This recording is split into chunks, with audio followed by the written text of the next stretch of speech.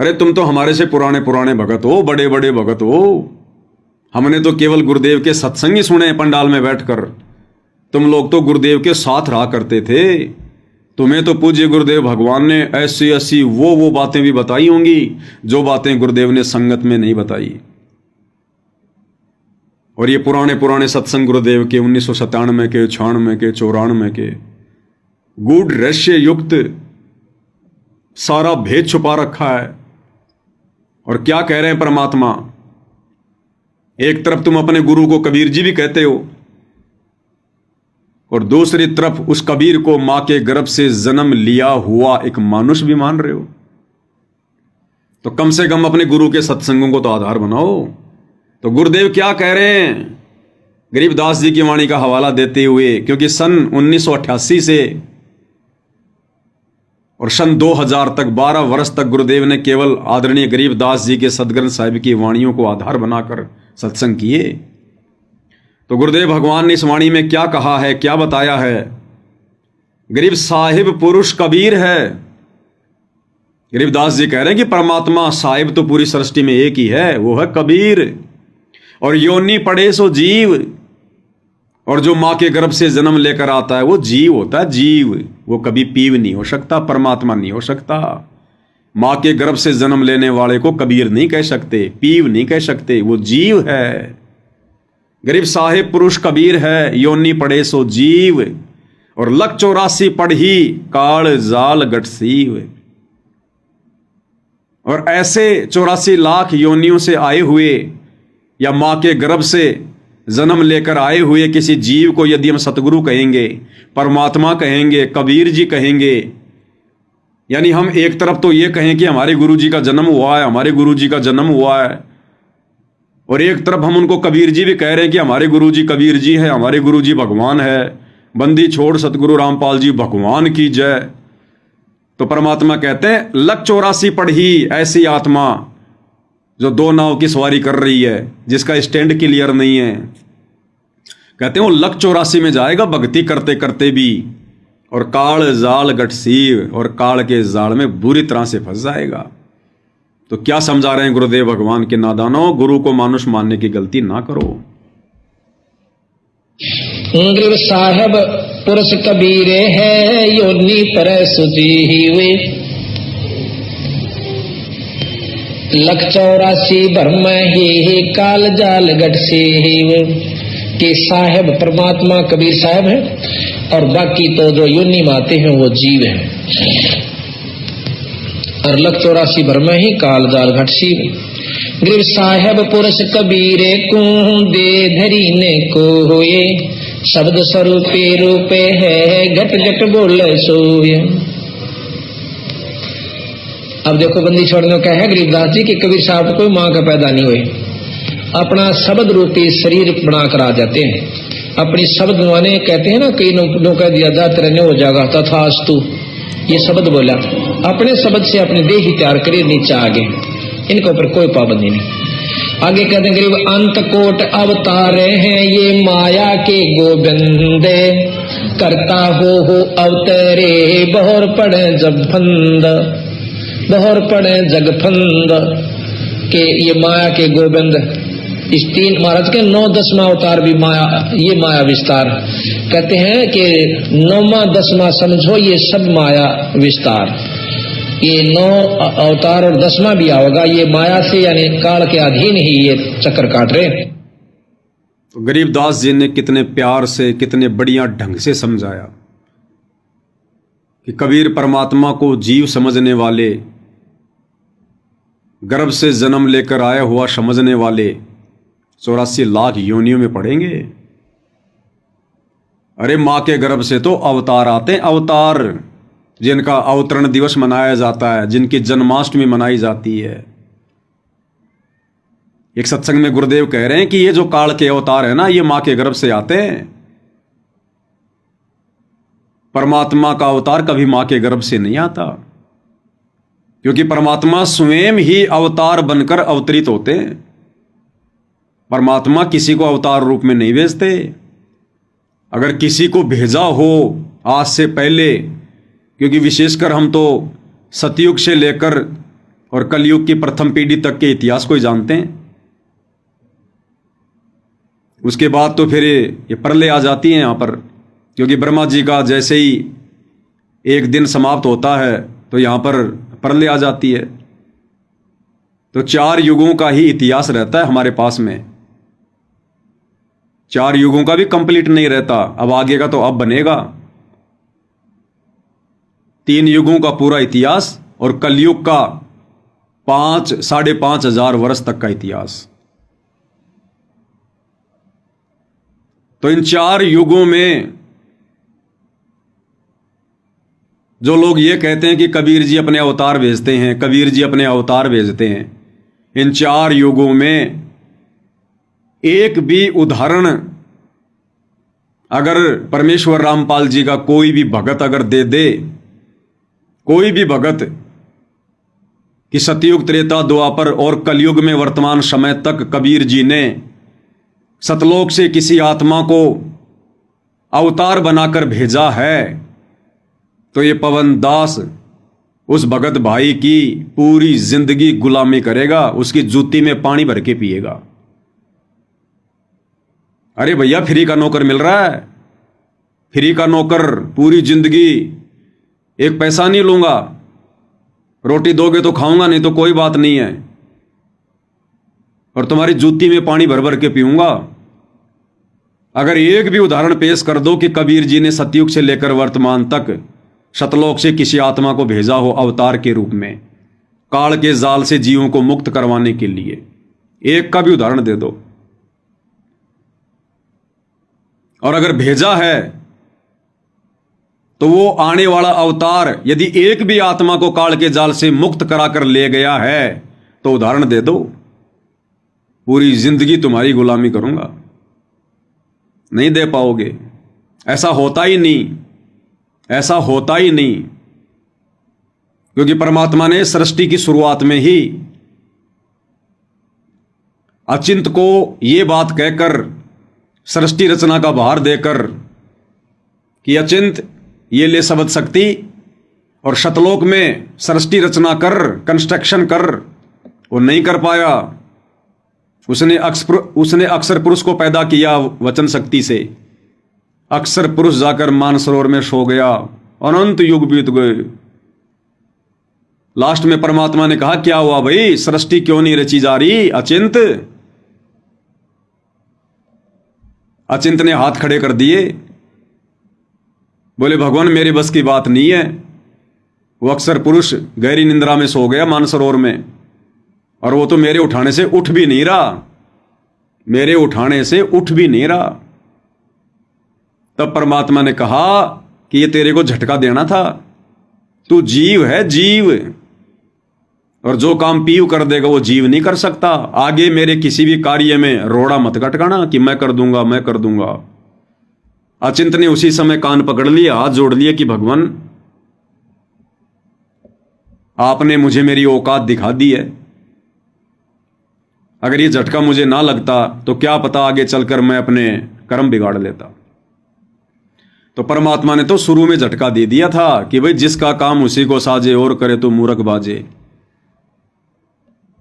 और कौन अवतार आएगा जब परमात्मा के 16 पुत्रों में से एक पुत्र उनका अचिंत, और जिसको शब्द शक्ति दी भगवान ने, सृष्टि रचने की सामर्थ्य दिया, वचन शक्ति दी, और उसके बावजूद भी वो सृष्टि नहीं रच पाया, इतनी शक्ति लेकर भी, और अपने द्वारा पैदा की गई आत्मा अक्षर पुरुष को वहां मानसरोवर से भी नींद में नहीं जगा पाया। अब सोचो भाई और बहनों, हम यहां इस काल के लोक में युगों युगों से अज्ञानता की नींद में सो रहे हैं, गहरी नींद में। अरे वो अक्षर पुरुष तो मानसरोवर में आनंद की नींद में सो रहा था, और वहीं सतलोक में था। उस आनंद की नींद में सो रहे अक्षर पुरुष को भी सतलोक में वो अक्षर पुरुष नहीं उठा पाया, नहीं जगा पाया। तो आप और हम 16 संकोश दूरी पर इस काल के जेरे कुएं में अज्ञानता की गहरी नींद में सोए पड़े। तो परमात्मा का कौन सा अवतार है जो सतलोक से आकर हमारे को नींद से जगा के सतलोक ले जाएगा? इसलिए परमात्मा स्वयं अवतार बन के आते हैं, अपने आप को छुपाते हुए। और जब ये परमात्मा अवतार रूप में आते हैं तो ये किसी माँ के गर्भ से नहीं आते। अभी आपने सुना कि परमात्मा अपने वचन से अपनी देही तैयार करते हैं, शब्द से अपनी देही तैयार करते हैं और लीला करते हैं। परमात्मा हमारी चरम दृष्टि को धोखा दे देते हैं। जो माँ उनके बराबर में लेटी होती है उसको ये लगता है कि ये बच्चा मेरे गर्भ से पैदा हुआ है, लेकिन ऐसा नहीं होता। उस माँ को भी परमात्मा धोखा दे देते हैं। जैसे आदरणीय गरीबदास जी ने अपनी मुंह बोली माता रानी देवी को, जब परमेश्वर ने जब शब्द स्वरूपी अपनी देह बनाई शिशु रूप वाली, तो माता रानी को भी बेहोश कर दिया। और माता रानी को लगा जैसे मेरे गर्भ से कोई बालक आया है। ये तो परमेश्वर के बाएं हाथ के खेल हैं, बाएं हाथ के खेल। और उसके बाद आदरणीय गरीबदास जी ने उस समय उनके शिष्य भी इसी धोखे में थे, जिस धोखे में वर्तमान में परमेश्वर रामपाल जी के लाखों भगत हैं। क्योंकि हम जीव हैं भाई और बहनों, और जब तक हमें ज्ञान आधार नहीं होगा हम उतना ही सोच सकते हैं, उतना ही समझ सकते हैं जितना हमारी चरम दृष्टि देखती है।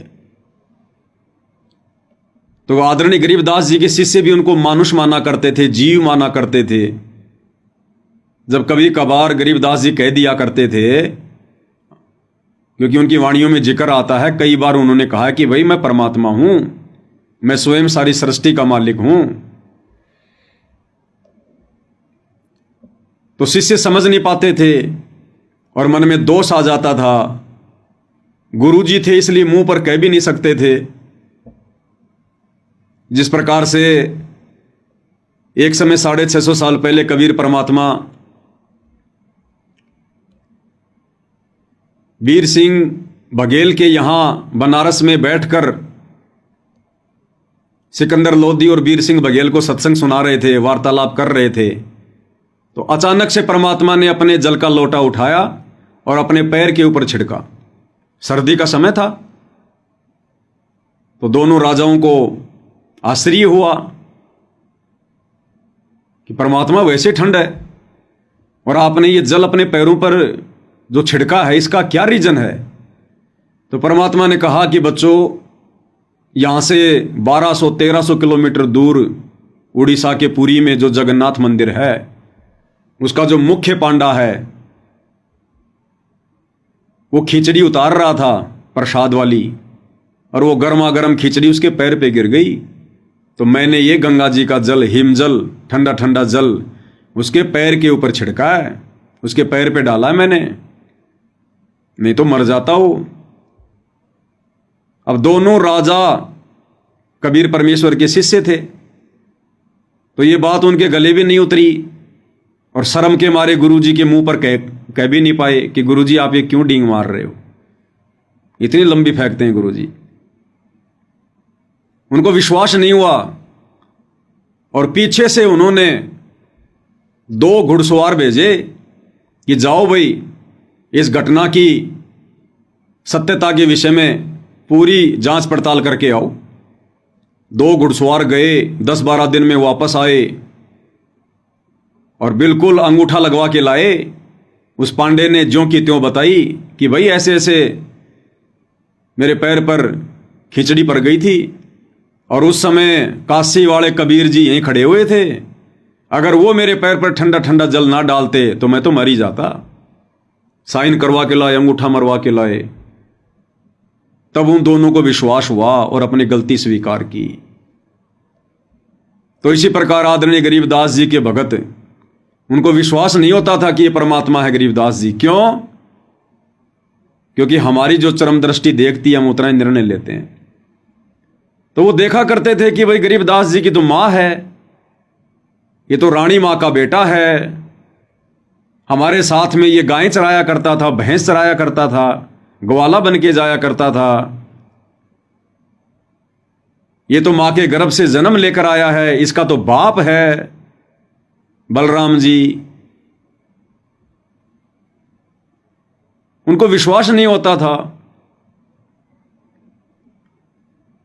लेकिन गरीबदास जी जो सत्यता थी उसको अपनी वाणियों के माध्यम से बोल दिया करते थे।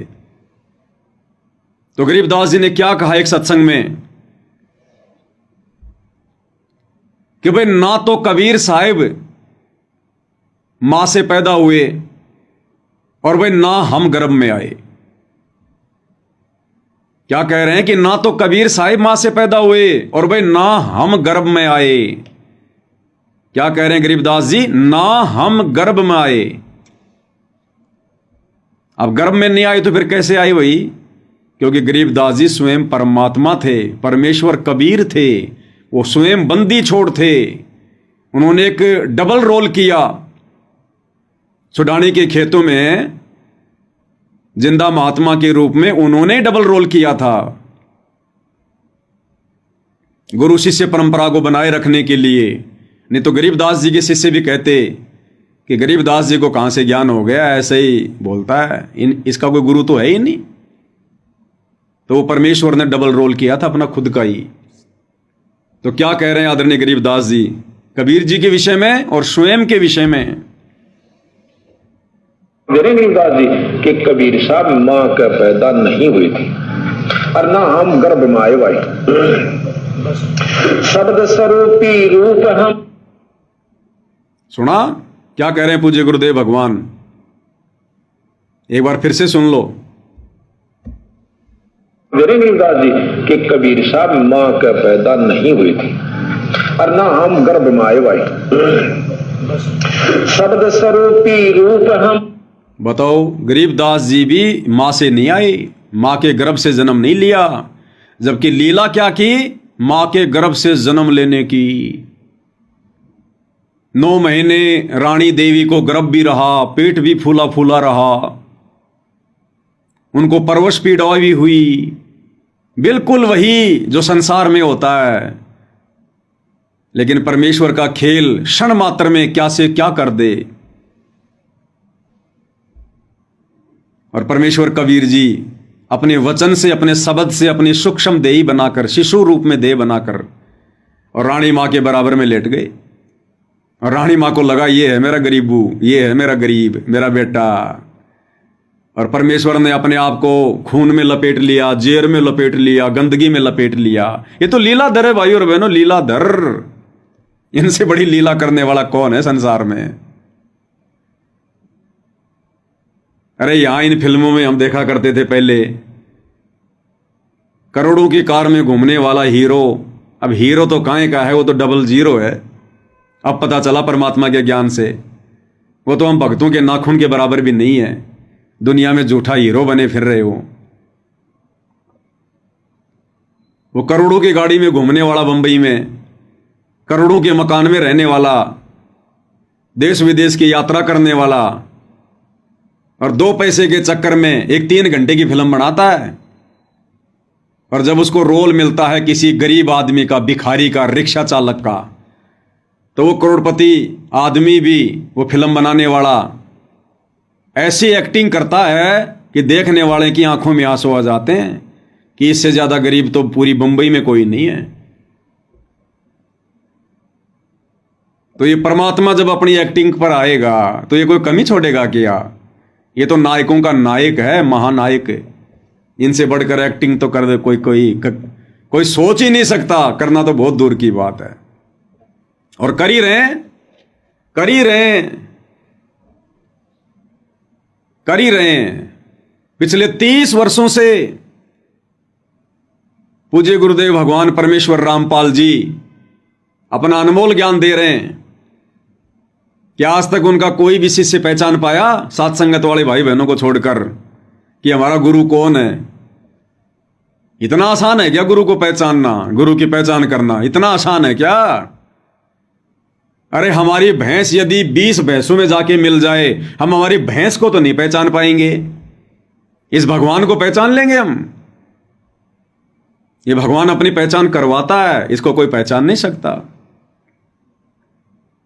तो जिस प्रकार आदरणीय गरीबदास जी के शिष्य धोखे में थे, उनको मानुष मानते मानते ही मर गए। और उनके देह त्यागने के बाद जब उनकी अस्थियों को गंगा जी में परवाह करने के लिए शमशान घाट पर गए कि चलो भाई अस्थियां लेके आते हैं महाराज जी की, तो अस्थियां नहीं मिली। जैसे आम व्यक्ति के दांत वगैरह, क्योंकि दांत आग में नहीं जलते, हड्डियां भी बचती हैं, फिर उनको उठा के लेके आते हैं, गंगा जी में डाल के आते हैं, अस्थियां नहीं मिली। उसके बाद में सिर पर हाथ धर के रोने लगे कि हम तो मौका चूक गए, ये तो परमात्मा थे, भगवान थे, शब्द स्वरूपी राम थे, इनकी तो तेज पुंज की देह थी। और वही वर्तमान में यदि समय रहते सात संगति से नहीं जुड़े, सात संगति के वीडियो देखने शुरू नहीं किए, तो जिस समय अपनी लीला को पूरी करके परमेश्वर रामपाल जी सह शरीर शतलोक जाएंगे, ये लाखों की भीड़ भी ऐसे सिर पे हाथ रख के रोएगी फिर कि हम तो मौका चूक गए, मौका चूक गए, मौका चूक गए।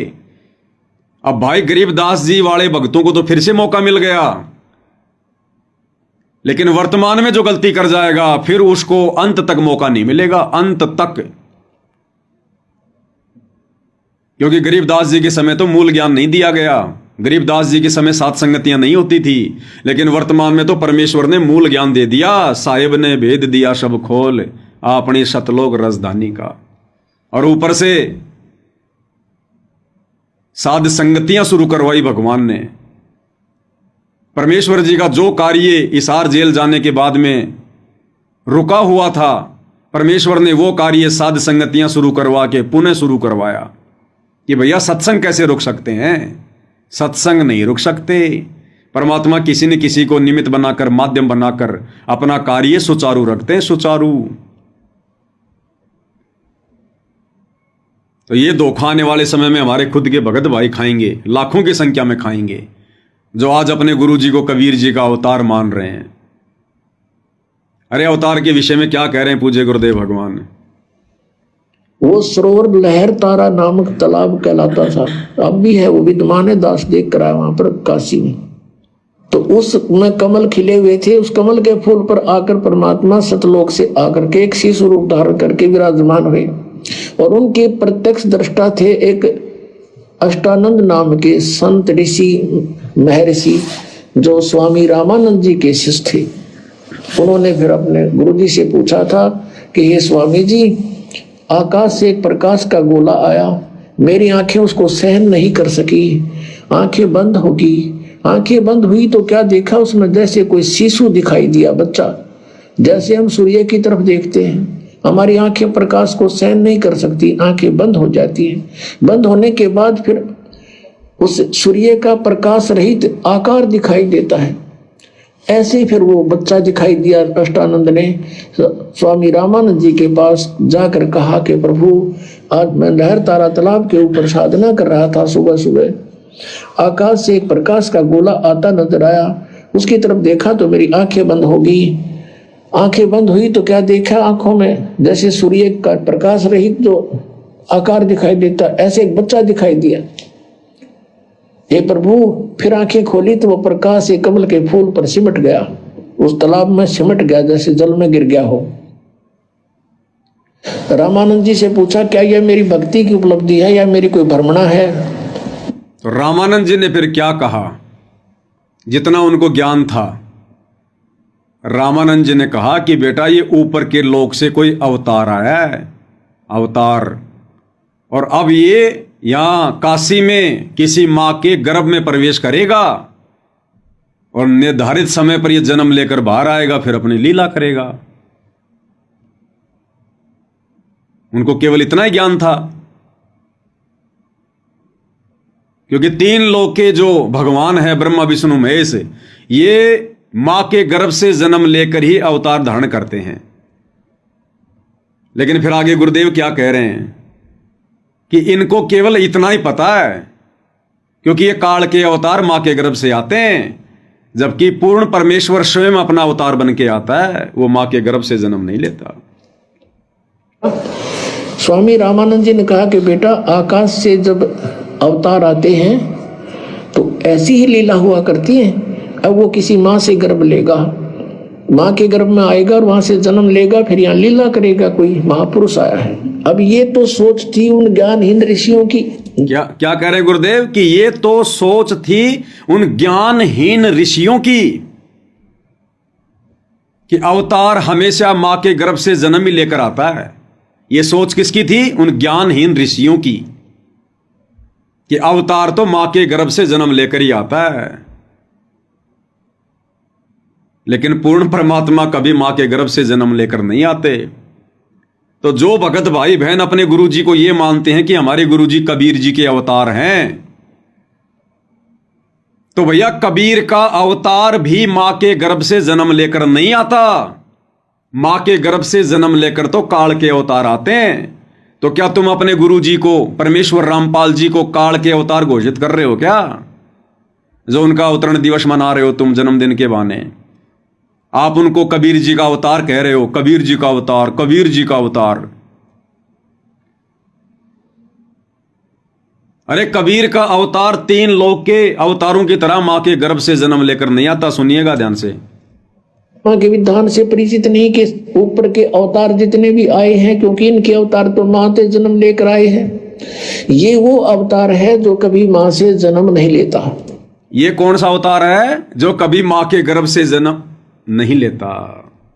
तो कबीर परमात्मा स्वयं अपना अवतार लेते हैं स्वयं, और जब ये आते हैं तो ये किसी मां के गर्भ से जन्म नहीं लेते।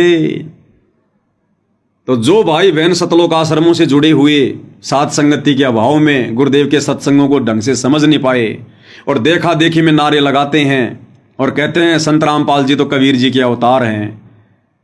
अगर आप लोगों की बात मान के चलें कि संत रामपाल जी कबीर जी के अवतार हैं, तो भैया इस आधार से भी कबीर का अवतार कभी मां के गर्भ से जन्म लेकर नहीं आता। और दूसरी बात, यदि कबीर जी अपना अवतार भी भेजेंगे, चलो आप लोगों की बातों को बड़ी कर लेते हैं कि कबीर जी ने सतलोक से सतगुरु रामपाल जी को अपना अवतार बनाकर भेज दिया, तो सतगुरु रामपाल जी कहां से आए हैं? भाई कबीर जी के अवतार हैं, तो कबीर जी तो अपने अवतार को सतलोक से भेजेगा ना। भाई कोई ये कहे कि भाई रामचंद्र जी विष्णु के अवतार हैं, तो जाहिर सी बात है वो विष्णु लोक से आए, विष्णु लोक से तो भेजेंगे विष्णु जी अपने अवतार को। फिर कोई कहे भाई श्री कृष्ण जी विष्णु जी के अवतार हैं, तो ये तो आगे पूछने की जरूरत ही नहीं है कि श्री कृष्ण जी कहां से आए होंगे। अगर विष्णु जी ने अपना अवतार बना के भेजा तो विष्णु लोक से। तो इसी प्रकार अगर संत रामपाल जी कबीर जी के अवतार हैं तो कहां से आए होंगे? कौन से लोक से आए होंगे? सतलोक से आए होंगे। अब भाई और बहनों, सतलोक में कौन आत्माएं रहती हैं? मोक्ष प्राप्त आत्माएं। जो आत्मा पूर्णतया मोक्ष प्राप्त होती हैं, जिनका इस लोक से कोई रिश्ता नहीं होता है, वही आत्मा सतलोक में रहती है। तो मोक्ष प्राप्त आत्मा ही अवतार रूप में धरती पर आएगी। अब कबीर जी की सतलोक से भेजी गई आत्मा, कबीर जी का अवतार अगर धरती पर आकर अवतार लेगा तो मां के गर्भ से जन्म क्यों लेगा? भाई मां के गर्भ से जन्म क्यों लेगा? वो तो मोक्ष प्राप्त आत्मा है। और मोक्ष प्राप्त आत्मा यदि इस पृथ्वी पर आकर मां के गर्भ से जन्म लेगी, इसका मतलब उस स्त्री से उस कबीर के अवतार का कोई पिछला कनेक्शन है, कोई ऋण बाकी है, कोई कर्जा बाकी है। तभी तो मां के गर्भ में 9 महीने नरक भोग के बाहर आया फिर अवतार। क्योंकि मां के गर्भ में क्या है? नरक कुंड है, ऊपर को पैर नीचे को सिर, दुख ही दुख, कष्ट ही कष्ट। तो अगर उस आत्मा का किसी मां के साथ में कोई संस्कार था, कोई ऋण वगैरह बाकी था, तभी तो वो आत्मा मां के गर्भ से जन्म लेकर आई। और भाई और बहनों, जो आत्मा मां के गर्भ में 9 महीने रह के फिर योनि द्वार से बाहर आई, तो फिर वो आत्मा सतलोक कैसे चली गई थी? क्योंकि सतलोक में तो वही आत्मा जा सकती है ना जिसका यहां से सारे कनेक्शन समाप्त हो जाएं, ऋण समाप्त हो जाएं। तो फिर वो आत्मा फिर मोक्ष कैसे प्राप्त हुई थी पहले? और मोक्ष प्राप्त नहीं हुई तो फिर वो सतलोक से कैसे आई? तो भाई और बहनों, जब आप ढूंढते ढूंढते रह जाओगे, ढूंढते ढूंढते। यदि हम परमेश्वर के विधि विधान अनुसार नहीं चलेंगे भक्ति मार्ग पर, तो हमारे सामने कदम कदम पर बाधाएं होंगी, कदम कदम पर। ये सवाल जो मैंने आज आपसे किया, कल को ये सवाल आपसे दुनिया वाले भी करेंगे कि भाई आप लोग तो कह रहे हो कि भाई हमारे गुरु जी कबीर जी के अवतार हैं, कबीर जी के अवतार हैं, तो कबीर का अवतार कहां से आया होगा? आप कहोगे सतलोक से। सतलोक में कौन आत्माएं रहती हैं? आप कहोगे मोक्ष प्राप्त आत्माएं। तो बताओ, तुम्हारे गुरुजी ने जन्म लिया या फिर तुम्हारे गुरुजी प्रकट हुए? तुम कहोगे हमारे गुरुजी ने जन्म लिया है, हमारे गुरुजी खुद ही कहते हैं। अब वो तुमसे कहेगा रे नालायको, मंद बुद्धि हो। एक तरफ तो तुम कहते हो कि सतलोक में मोक्ष प्राप्त आत्मा रहती हैं। अब मोक्ष प्राप्त आत्मा का इस लोक से कोई ऋण नहीं, कोई संबंध नहीं, फिर वो मोक्ष प्राप्त आत्मा किसी मां के गर्भ में आकर 9 महीने कष्ट क्यों भोगेगी? फिर वो मां के गर्भ से जन्म लेकर बाहर क्यों आएगी? क्या कबीर इतना भी सक्षम नहीं है जो अपनी आत्मा को डायरेक्ट धरती पर भेज दे, उसको प्रकट कर दे? तो तुम क्या जवाब दोगे उनको? तुम तो फेल हो गए वहीं पर, क्योंकि तुम अपने गुरु को जन्म लिया हुआ मान रहे हो। और तुम तो कहते हो हमारे गुरुजी कबीर है, हमारे गुरुजी कबीर। और कबीर तो हैं, लेकिन भैया विधि से मानोगे तब है। 1.5 हाथ की जुबान बाहर निकाल के बोलने से कोई ज्ञानी सिद्ध नहीं हो जाता। कल को लोग तुमसे सवाल करेंगे, क्या जवाब दोगे? तो भैया जवाब देने के लिए साथ संगति के वीडियो देखने पड़ेंगे, ये फॉर्मूले तुमने समझने पड़ेंगे।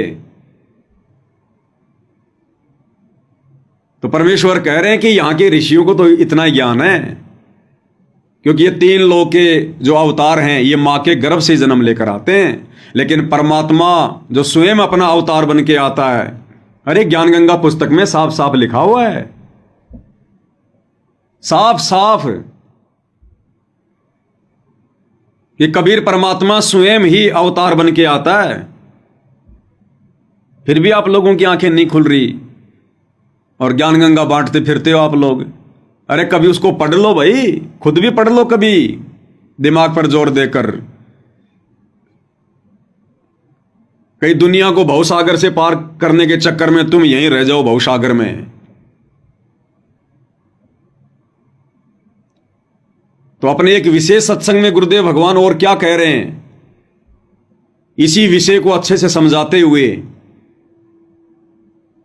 ये विशेष संदेश है। और विशेष संदेश नहीं है,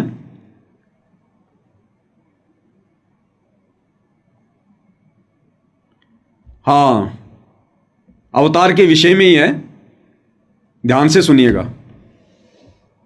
बोलो सतगुरुदेव की जय हो।